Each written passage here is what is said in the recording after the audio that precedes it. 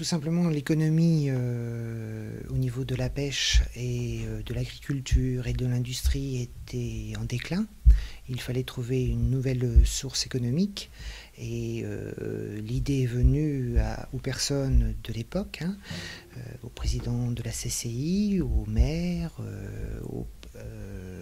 d'essayer de trouver de nouvelles pistes économiques de développement. Et donc, un travail sur l'éolien a été envisagé. Rapidement, les élus de la CCI et les élus locaux ont souhaité voir naître un parc éolien à Fécamp, donc sous l'impulsion de la CCI. Et en parallèle, la demande a été de créer un centre de ressources sur les énergies renouvelables qui permettrait de faire du transfert vers les entreprises et vers la formation en utilisant les recherches des laboratoires universitaires de la région. On a un axe de développement, on va dire, économique vers les entreprises, où là, on a pour but de faire du transfert technologique par rapport aux compétences de la plateforme. Le deuxième axe, on a un axe d'anticiper sur la formation, donc d'être, je dirais, novateur sur certaines filières, en les colorant ou en leur apportant des éléments par rapport à les axes de recherche des universités et les axes de développement que l'on peut avoir sur la plateforme. Et le troisième axe, la troisième mission est, je dirais, de communiquer sur la problématique sur laquelle on travaille. Nous avons 3 démonstrateurs, donc un démonstrateur éolien, donc qui est une éolienne de 10 kW qui est raccordée réseau. Donc on réinjecte l'énergie produite sur le réseau de l'établissement, elle est consommée en interne. On dispose aussi d'un démonstrateur solaire photovoltaïque, qui lui est aussi raccordé réseau et donc l'énergie produite est consommée dans le lycée.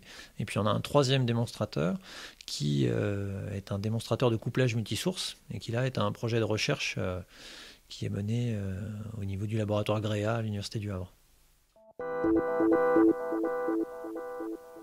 Alors nous sommes ici dans le local technique de la PFT, donc où l'ensemble des démonstrateurs, je dirais, renvoie son énergie électrique. Donc on a ici le parc batterie qui est utilisé par le démonstrateur éolien en site isolé.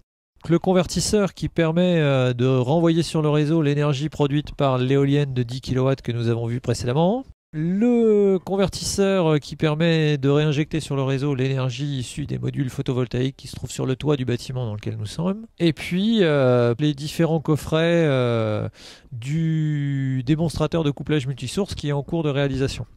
Donc ces coffrets là ont pour but d'interconnecter les différentes sources d'énergie, donc éoliennes, groupes électrogènes, de façon à faire fonctionner tous ces éléments ensemble sans que l'un ne perturbe le fonctionnement de l'autre et permettre d'obtenir l'énergie dont on a besoin au moment où on en a besoin et pas forcément au moment où elle est produite.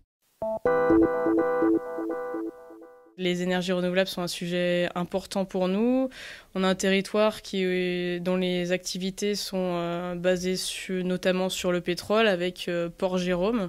Donc on souhaite que les entreprises se positionnent sur des nouveaux marchés et préparent également l'avenir et donc l'après-pétrole.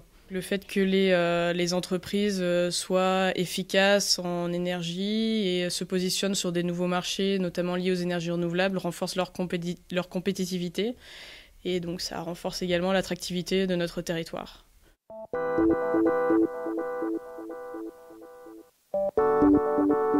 Ça permet de faire une passerelle entre ce qui se passe dans les laboratoires de recherche et le monde, je dirais, extérieur qui utilise les résultats de la recherche.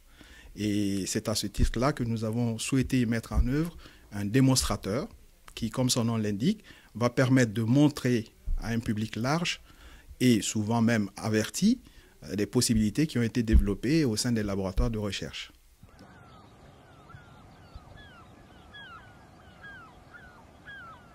Exemple, lorsque vous avez une éolienne qui produit de l'énergie électrique, cette énergie électrique en fait doit être adaptée à une utilisation. Et bien souvent, ce dont vous avez besoin ne correspond pas parfaitement à la présence du vent à tout instant. Donc il faut arriver à adapter la ressource à l'utilisation et toute la technologie de transformation de l'énergie réside dans cet aspect-là. La cible, ce sont les entreprises, que ce soit par le transfert technologique ou par l'organisation de journées techniques. Et puis, il y a une cible aussi qui est la formation, qui peut être la formation initiale, la formation continue. Et nous, on se positionne en tant que centre de formation de formateurs. C'est-à-dire que pour pouvoir faire la formation ensuite vers les professionnels, ce sont les organismes de formation tels que les Greta, la PAV ou d'autres organismes qui assurent les formations. Et nous, on assure la montée en compétences des formateurs. Sur le territoire, la plateforme technologique, par la richesse, je dirais, des formations qu'elle peut offrir, peut permettre l'implantation d'entreprises qui sont à la recherche, on va dire, de formations pointues pour leur recrutement. Donc, ce qui leur permet de se positionner sur le territoire parce qu'ils vont trouver la ressource humaine qui va leur permettre de se développer. Cette structure est financée dans le cadre du contrat plan État-région. L'État met à disposition des personnels, la région des subventions et une partie d'autofinancement. Aujourd'hui, donc, nous autofinançons un poste qui a été créé sur la plateforme technologique.